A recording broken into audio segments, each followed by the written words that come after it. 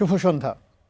তরুণদের সবচেয়ে বড় স্বপ্নগুলোর অন্যতম বিদেশে উচ্চশিক্ষা নেওয়া, ক্যারিয়ার গড়া আর এক নতুন জীবনের সূচনা করা। আজকের মাইগ্রেশন স্টোরিতে আমরা কথা বলবো স্বপ্ন পূরণের প্রথম ধাপের এই আদ্যপান্ত নিয়ে। Sponsored by migration and admission centre. পুরো অনুষ্ঠান জুড়ে আপনাদের সঙ্গে আছি আমি মেহেরে খোদা, এবং আজকে আমাদের সাথে স্টুডিওতে রয়েছেন মোহাম্মদ রাহাত ইসলাম, ডিরেক্টর অফ অপারেশনস ম্যাক এবং সদস্য অস্ট্রেলিয়ান কম্পিউটার সোসাইটি। আপনাকে স্বাগত জানাচ্ছি আমাদের স্টুডিওতে। আমাদের স্টুডিওতে অতিথি হিসেবে আরও একজন আছেন, জনাব সালাউদ্দিন জুয়েল চৌধুরী, সলিসিটার ও ইমিগ্রেশন লয়ার। আপনাকেও স্বাগত জানাচ্ছি আমাদের স্টুডিওতে। Thank you. আজকের যে বিষয়টি সেটি হচ্ছে স্বপ্ন পূরণের প্রথম ধাপ, আমরা কেন বিদেশে আসলে পড়তে যাব। তো এ বিষয়ে আমি সালাউদ্দিন ভাই আপনার কাছ থেকেই প্রথম জানতে চাই যে একজন শিক্ষার্থী যখন জীবনে বিদেশে পড়তে যাওয়ার পেছনে আসলে সবচেয়ে বড় অনুপ্রেরণাটা কি হওয়া উচিত? প্রকৃত অর্থে যদি আমি হিসাব করি তাহলে তো অবশ্যই আপনার একজন শিক্ষার্থীর উচ্চশিক্ষা অর্জন করে তার নিজের প্রোফাইল তৈরি করা বা তার নিজের কেরিয়ার গড়া, এরকম স্বপ্নটাই থাকা উচিত। অনুপ্রেরণাটা আসলে কি থাকা উচিত, মানে সে আসলে কেন পড়তে যাবে, নাকি শুধুমাত্র আমি দেশ ছেড়ে যাব এটাই তার একমাত্র বিষয়? অনুপ্রেরণা যদি বলি আমি, তার পূর্বে তার আত্মীয় স্বজন বা বাংলাদেশের ইতিহাসে যে বা যারা বিদেশ থেকে পড়াশোনা করে দেশে ফিরে এসেছেন তাদের প্রোফাইলটা তারা দেখতে পারে, অনুপ্রেরণা হিসেবে নিতে পারে। আমাদের এখানে যদি হিসেব করি, স্পেসিফিক্যালি দু একজনের নাম যদি বলি, লিগ্যাল সেক্টরে মিস্টার ব্যারিস্টার আন্তালিক পার্থ ভাই, হ্যাঁ, ওনার মতো একজন মানুষ, উনি বিদেশে পড়াশোনা করে দেশে ফিরে এসেছেন, দেশের জন্য উনি অনেক ভালো কিছু করছেন। এরকম হাজারো অনুপ্রেরণা আছে বাংলাদেশে, যাদেরকে আমরা চাইলেই নিতে পারি। আবার পড়াশোনা করে ওখানে সেটেল হয়ে গিয়েছেন, হ্যাঁ, আমাদের এবার বিডার চেয়ারম্যান মিস্টার চৌধুরী, আশিক চৌধুরী, উনি পড়াশোনা করে দেশে ফিরে এসেছেন। উনি প্রপার স্কিল ডেভেলপ করতে পেরেছেন বিধায় এত ভালো একটা সুযোগ উনি পেয়েছেন বা দায়িত্ব উনি পেয়েছেন। তো বিদেশে পড়াশোনাটা অবশ্যই এই জাতীয় মানুষগুলো থেকে অনুপ্রেরণা নিতে পারি আমরা। জি, আপনার কাছে জানতে চাইব যে বিদেশি উচ্চশিক্ষার আসলে বাস্তব সুবিধাগুলো কি, লাভ ক্ষতির বিষয়টা কি থাকে এখানে? লাভ এবং ক্ষতি এটা পার্সন টু পার্সন ভ্যারি করে। যেমন আমি আমার নিজের এক্সপিরিয়েন্স থেকে যেটা বলি, আমি অস্ট্রেলিয়াতে পড়াশোনা করেছি। যখন আমি অস্ট্রেলিয়াতে ছিলাম, আমার গেইন অথবা লাভ যদি আমি বিবেচনা করি, সেক্ষেত্রে দেখা যাবে যে আমার স্টাডি যে স্টাইল, অস্ট্রেলিয়াতে যেই ওয়েতে তারা পড়াশোনাটা শিখায়, এটা টোটালি ডিফারেন্ট বাংলাদেশ থেকে। এখানে থিওরিটিক্যালি চাইতে প্র্যাকটিক্যাল পড়াশোনাটা বেশি হয়। For example case studies, report writing, এক্সামে আপনাকে বই দিয়ে আপনি ওপেন বুক এক্সাম দিতে পারছেন, কিন্তু তার মানে না যে আপনাকে মুখস্থ বিদ্যা দিতে হবে, আপনাকে অ্যাকচুয়াল বিষয়টা বুঝতে হবে। তো এই জিনিসগুলো আমার কাছে লেগেছে যে আমি গেইন করতে পেরেছি, যেটা বাংলাদেশে আমার পক্ষে সম্ভব হয়নি। এবং ক্ষতি যেটা বলবো সেটা হচ্ছে ফ্যামিলির টান। কারণ অফকোর্স ওইখানে আপনি একা যাচ্ছেন, আপনার ফ্যামিলি থাকতেছে না। যারা ফ্যামিলি নিয়ে যায় সেটা ডিফারেন্ট, ভিন্ন বিষয়, বাট অ্যাজ এ, এবং সেই সংখ্যাটাও আসলে মনে হয় খুবই কম। সো ফ্যামিলির যে টানটা থাকে সে, এবং ফ্যামিলি যে আমরা উৎসব, বাংলাদেশের যে উৎসবগুলো করি অ্যাজ এ ফ্যামিলি গ্যাদারিং, এটা ওইখানে গিয়ে সবাই মিস করে, এবং এটাই আমার দিকে একটু লস। চমৎকার একটি কথা বললেন আপনি। আপনার এই প্রশ্নের সূত্র ধরেই আমি জুয়েল ভাইয়ের কাছে জানতে চাই, যেহেতু আপনারা দুজনই বাইরে পড়াশোনা করেছেন, যে অনেক সময় দেখা যায় যে বিদেশে গিয়ে মানসিক চাপ থাকে বা ধাক্কা খায়, বিপর্যস্ত হয়ে পড়ে বা খাপ খাওয়াতে পারে না, একটা কালচারাল শক থাকে, তো সেটাকে আপনারা কিভাবে দেখেন? এখানে এই বিষয়টা ঘটে থাকে সঠিক সিদ্ধান্তের অভাবে। যদি আমি বলি, ধরুন আপনার একটা বাচ্চাকে আপনি ব্যাচেলর পড়াশোনা করার জন্য বা গ্র্যাজুয়েশনের জন্য আপনি পাঠাতে চাচ্ছেন, আপনার তাকে ফাইন্যান্সিয়াল ফুল সাপোর্ট দিয়ে পড়ানোর মতো ওরকম ফাইন্যান্সিয়াল স্টেবিলিটি আপনার এখনো হয়নি। বাট আপনি দেখতে পেয়েছেন যে আপনার দূরের কোনো এক আত্মীয়ের ছেলে অলরেডি ওই দেশে, লাইক ব্রিটেন বা অস্ট্রেলিয়া, নিউজিল্যান্ডে চলে গেছে, তো আপনিও চাচ্ছেন যে সে যাক। স্বপ্ন দেখাটা কোনো দোষের বিষয় না, but at the same time আপনাকে চিন্তা করতে হবে যে আপনি তাকে ফাইন্যান্সিয়ালি কতটা ব্যাকআপ দিতে পারবেন।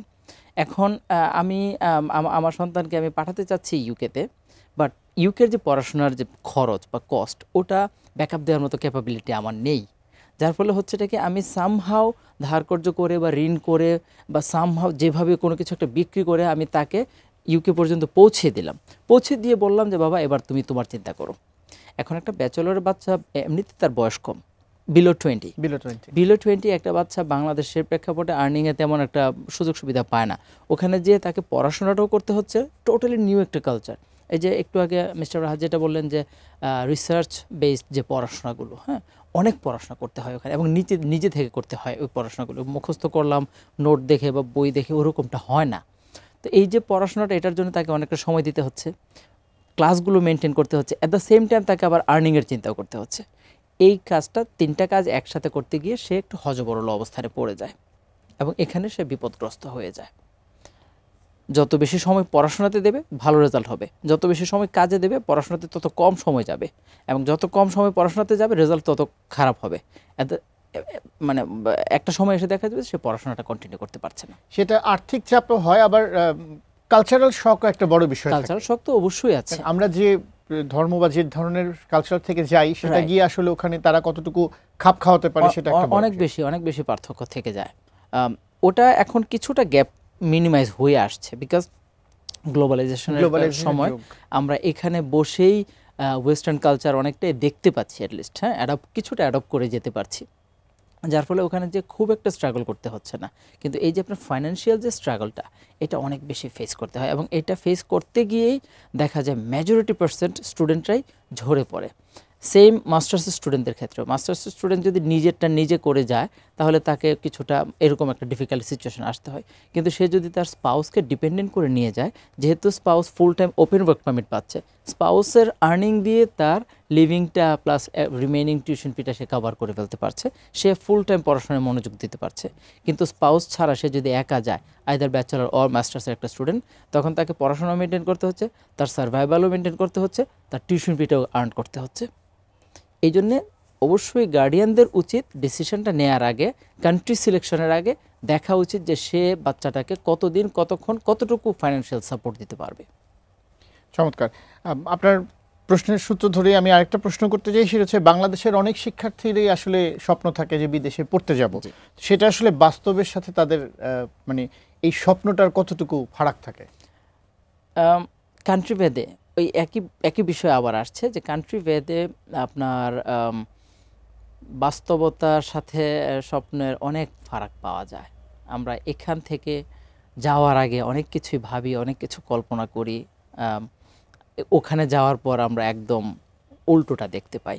যেমন আমি যদি আপনাকে উদাহরণ দিই, এখন সোশ্যাল মিডিয়ার জামানা বা সময়, ওখানে যারা আছে ওয়েস্টার্ন কান্ট্রিগুলোতে যারা পড়াশোনা করতে যাচ্ছে বা গিয়েছে, তারা যে ছবি বা ভিডিও, তাদের যে লাইফস্টাইলটা সোশ্যাল মিডিয়াতে প্রকাশ করে, এটা ধরুন সপ্তাহে 164 ঘন্টার মধ্যে এই লাইফটা তারা লিড করে 5 থেকে 10 ঘন্টা মাত্র।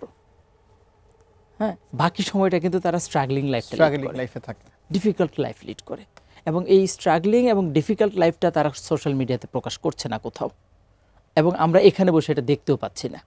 যার ফলে আমরা ওই 5-10 ঘন্টা, সপ্তাহে 5-10 ঘন্টার আনন্দময় ঘন যে সময়টা, এটা এখান থেকে দেখে এই স্বপ্নটা নিয়েই আমরা ওখানে যাচ্ছি, এবং ওখানে যেয়ে আমরা হঠাৎ করে একটা ডিফিকাল্ট মোমেন্টের সমুদ্রে পড়ে যাচ্ছি, এরকম একটা পরিস্থিতি হয়ে যায়। এরকম একটা মানে যেটা স্বপ্ন থাকে সেটার সাথে আসলে খুব একটা মিল পাওয়া যায় না, বিস্তর ফারাক পাওয়া যায়। আমাদের দর্শকদের কিছু প্রশ্ন আছে, আমরা প্রতি পর্বে দর্শকদের কাছ থেকে কিছু প্রশ্ন পেয়ে থাকি, আমরা সেই প্রশ্নগুলো নিয়ে আলোচনা করব। তার আগে একটা ছোট্ট বিরতি নিয়ে নিচ্ছি। দর্শক, মাইগ্রেশন স্টোরিতে একটা ছোট্ট বিরতি নিচ্ছি, ফিরবো কিছুক্ষণের মধ্যে, সঙ্গেই থাকুন।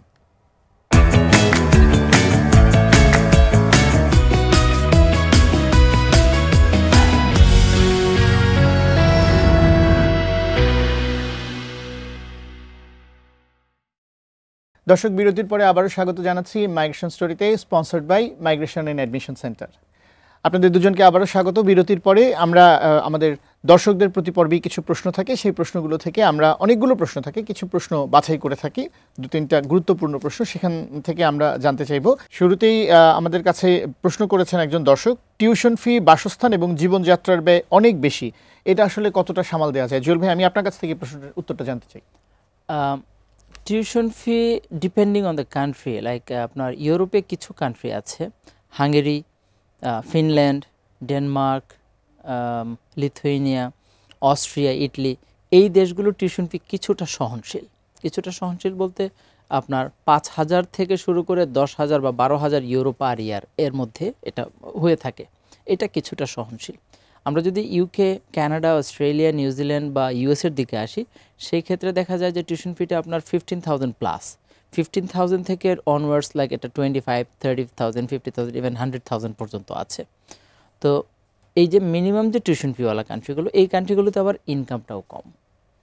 টিউশন ফিটা যেমন কম দিতে হয়, এই কান্ট্রিগুলোতে ইনকামও কম করতে হয়। টিউশন ফি এবং আপনার তার মান্থলি ইনকাম, তার বাসস্থানের যে খরচ, এগুলো মিলেমিশে একটা সিঙ্গেল স্টুডেন্টের জন্য খুব বেশি ডিফিকাল্ট একটা লাইফ লিড করতে হয়। যদি সে সাথে স্পাউসকে নিয়ে যেতে পারে, সেই ক্ষেত্রে তার স্পাউসের যে আর্নিংটা থাকে, ওই আর্নিংটা থেকে সে ভালো একটা সাপোর্ট পেয়ে থাকে। জি, আমি রাহাত ভাইয়ের কাছে যাব, যেহেতু আপনিও অস্ট্রেলিয়াতে পড়াশোনা করেছেন এবং অস্ট্রেলিয়া নিউজিল্যান্ডের ক্ষেত্রে এটা আসলে কতটুকু, যে টিউশন ফি, বাসস্থান এবং জীবনযাত্রার ব্যয়টা আসলে ওখানে অনেক বেশি, সেটা আসলে কতটুকু সামাল দেওয়া যায়? Tuition fees on an average for bachelor students around 20,000 থেকে 40,000 পর্যন্ত হয়ে থাকে পার ইয়ার। মাস্টার্সদের ক্ষেত্রে অ্যারাউন্ড 36 থেকে 50,000 পর্যন্ত হয়ে থাকে, পিএইচডি সেম। এবং লিভিং কস্ট আসে অ্যারাউন্ড 29,000, উইচ ইজ হিউজ। কোনো স্টুডেন্ট যদি এটা প্ল্যান করে থাকে যে সে সমস্ত টিউশন ফিস বাংলাদেশ থেকে দেবে, তার প্যারেন্টসরা বেয়ার করবে, it's totally fine, say survive করতে পারবে। কিংবা যদি স্কলারশিপ পেয়ে থাকে, সেটা আপ টু 75% বা 100%ও হতে পারে। অধিকাংশই দেখা যায় যে একটা নির্দিষ্ট টার্গেট নিয়ে যায়, যে আমি প্রথম সেমিস্টারের ফিটা কোনো রকমে দিয়ে যাই, পরেরগুলো আমি আয় করে দিয়ে দিব। এটা আসলে কতটুকু সামাল দেওয়া সম্ভব? এটা আসলে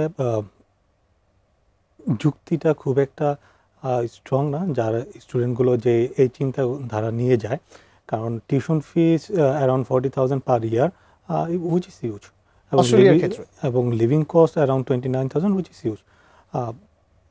লিভিং কস্ট হয়তো সে 20 আওয়ার্স বা 48 আওয়ার্স পার ফোর্টনাইটলি ওয়ার্ক করে সে হয়তো এটা সার্ভাইভ করতে পারবে, বাট টিউশন ফিস ফুললি 1 ইয়ারের বা পার টার্মও দিতে হয়।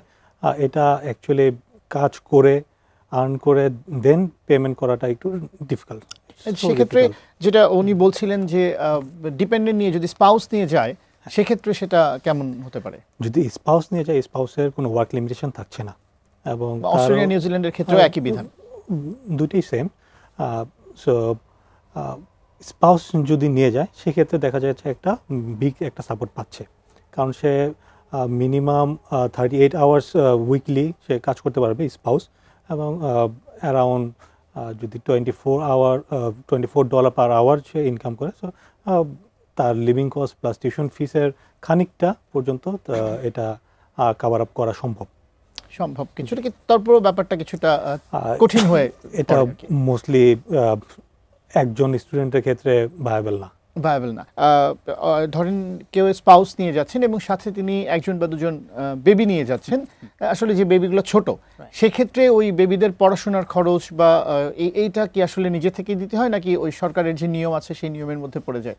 আচ্ছা, বাচ্চাদের ক্ষেত্রে যেটা হয়, এটা সুযোগটা অবশ্য মাস্টার্সের ক্ষেত্রেই, মাস্টার্স তার পরবর্তী অংশ অনওয়ার্ডস। আপনার বাচ্চাদের বয়স 6 থেকে যদি 18-র মধ্যে হয়, তাহলে এই বাচ্চার মা অথবা বাবা যে কোনো একজন ইন্টারন্যাশনাল স্টুডেন্ট হিসেবে আছে for masters, MPhil or PhD, আর অথবা স্কিল ওয়ার্ক ভিসায় আছে। স্কিল ওয়ার্ক ভিসা অথবা স্টুডেন্ট ভিসা, যে কোনো একটা ভিসাতে থাকলে মা অথবা বাবা, তাদের বাচ্চার বয়স 6 থেকে 18 হলে সে ফ্রি এডুকেশন পাচ্ছে, এবং আপনার যদি আবার 18 বেশি হয়ে যায়, তখন আর ফ্রি এডুকেশনটা থাকছে না। আচ্ছা, তার মানে ওই সন্তানের ক্ষেত্রে শিক্ষার এই খরচটা আর নিজেকে বিয়ার করতে হচ্ছে না। এটা ইউকে, কানাডা, এই কান্ট্রিগুলোর ক্ষেত্রে বলছি। সেটা কি অস্ট্রেলিয়ার ক্ষেত্রেও একই? অস্ট্রেলিয়ার ক্ষেত্রে মাস্টার্স বাই রিসার্চ ওয়ার্ক অথবা পিএইচডি প্রোগ্রাম যে স্টুডেন্টগুলো যায়, তাদের সাথে যে ডিপেন্ডেন্ট থাকে, তাদের যদি বাচ্চা থাকে, সেক্ষেত্রে পাবলিক স্কুলগুলো থেকে এডুকেশন ফ্রি পাওয়া যায়, বাট প্রাইভেট স্কুলগুলোতে যদি তার অ্যাডমিশন নেয় সেক্ষেত্রে টিউশন ফিস দিতে হবে। টিউশন ফিস দিতে হবে এবং যেটার পরিমাণও হিউজ জি। আশা কর বোঝাই যাচ্ছে।